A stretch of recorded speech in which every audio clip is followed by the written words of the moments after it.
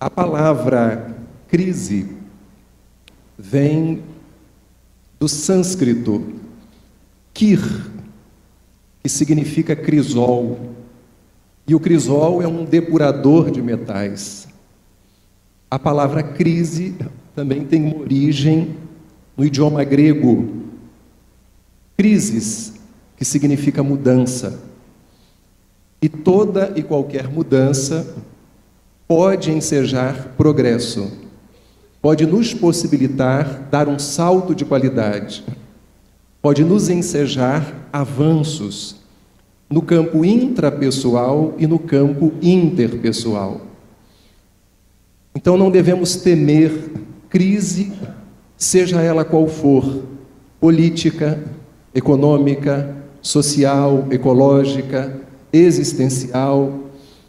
Se a onda está vindo, o convite é para que a gente possa surfá-la. Se os limões estão postos, façamos uma limonada. Se os ovos são dados, façamos um omelete. Mas, ao mesmo tempo, acho muito pertinente, oportuno, trazer essa reflexão para dentro dos nossos arraiais.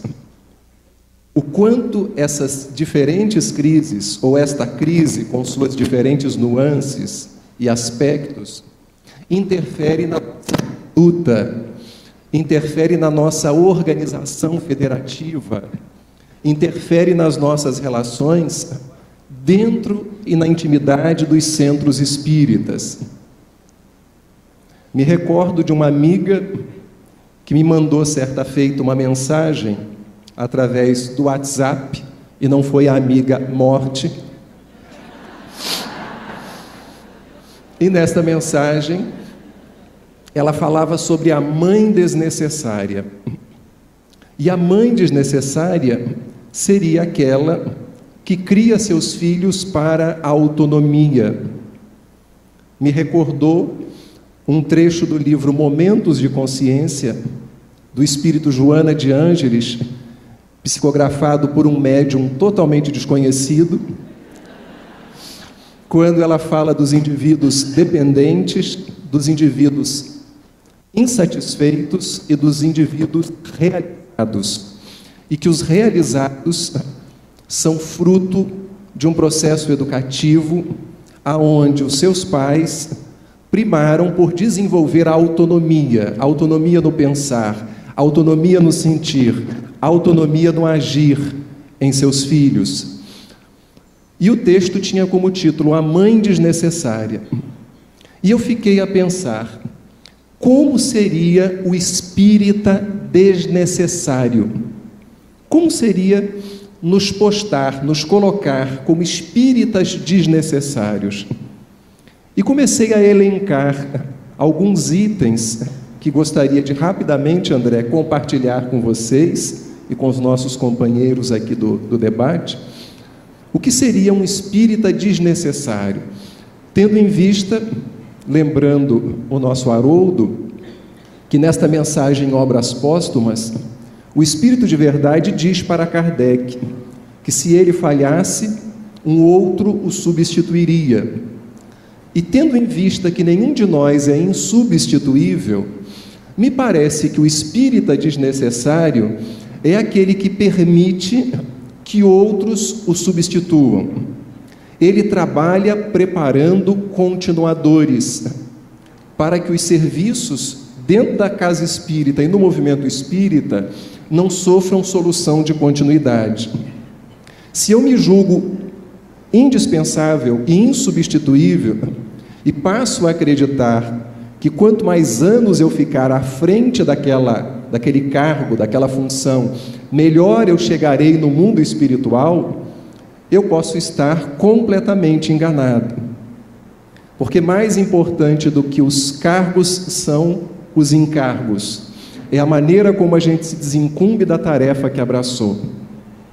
O espírito Dona Laura disse a André Luiz no livro Nosso Lar, que é fundamental, além da assiduidade, da continuidade, o nosso contributo de amor naquilo que fazemos, nas tarefas que executamos. Então, o espírita desnecessário seria aquele que pensa no futuro do movimento, pensa no futuro da casa, muito mais do que a sua perpetuação em determinados cargos. O espírita desnecessário, seja em momento de crise, seja na ausência da crise, não coisifica os médiuns, porque entende que os médiuns são seres humanos. Dona Ivone Pereira era categórica nesse sentido, de não elogiarmos, de não enaltecermos, mas estimularmos os médiuns, os tarefeiros espíritas. Mas há médiuns também que se coisificam, se desumanizam, e a gente precisa cada vez mais dessa trilogia que Joana trouxe no livro Novos Rumos para o Centro Espírita. Precisamos de espiritizar, sim, precisamos de qualificar, sim, mas precisamos de uma humanização. Essa mesma humanização o Espírito Emmanuel propôs no prefácio de Nosso Lar. Carecemos do espiritismo, do espiritualismo, mas muito mais de espiritualidade. E espiritualidade é sensibilidade, que não exclui estudar continuamente as obras de Allan Kardec. A própria série psicológica, em momento algum, nem Divaldo, nem Joana, a série André Luiz, nem Emmanuel, nem o próprio Chico, propuseram como uma substituição de Kardec. E no momento de tantos modismos, de tantas distrações, de tanto consumismo, mesmo dentro do meio espírita, de tantas obras descartáveis, de tantas conferências e palestras descartáveis, o nosso porto seguro continua sendo a codificação espírita. Então, o espírito necessário continua lendo, continua estudando as obras de Allan Kardec e as demais obras que têm surgido. O espírita desnecessário tem cuidado com os ismos, com o psicologismo, com o sociologismo, com o biologismo, com o neurologismo, porque às vezes temos conferências magníficas e obras fantásticas do ponto de vista científico, filosófico, sociológico, do direito, mas vazias de conteúdos doutrinários. E o grande desafio não é rejeitar o que as ciências trazem, é estabelecer um link, um diálogo com essas diferentes áreas do conhecimento. Mas às vezes percebemos que se dá uma substituição. Se fala de tudo na casa espírita, nos congressos espíritas, mas se fala pouco de Kardec. E falar de Kardec não é mencionar apenas textualmente as obras da codificação, é o sentido daquilo que abordamos. Se esse sentido se alinha com a essência do que o codificador e os espíritos superiores propõem, certamente estamos caminhando para ser espíritas desnecessários. E para fechar, o espírita desnecessário não faz politicagem na casa espírita nem no movimento espírita.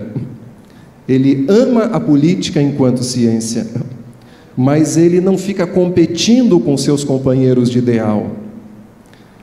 Ele fala para o companheiro, se tem uma crítica construtiva, lembrando que a palavra crítica vem do grego kritike, e significa juízo apreciativo, exame de valor. Sandra falava em sua conferência que nós julgamos o tempo inteiro e não podemos nos eximir da capacidade de julgar. O grande problema é quando transformamos um juízo provisório numa sentença e não damos aos outros o direito deles serem como desejam ser, quando deveríamos também nos permitir ser quem somos, sem aviltar ninguém, sem agredir ninguém. Então precisamos da política da boa vizinhança, da ternura nas nossas relações, dentro da casa espírita, dentro do movimento espírita, menos competição, mais cooperação, menos indiferença, mais amizade.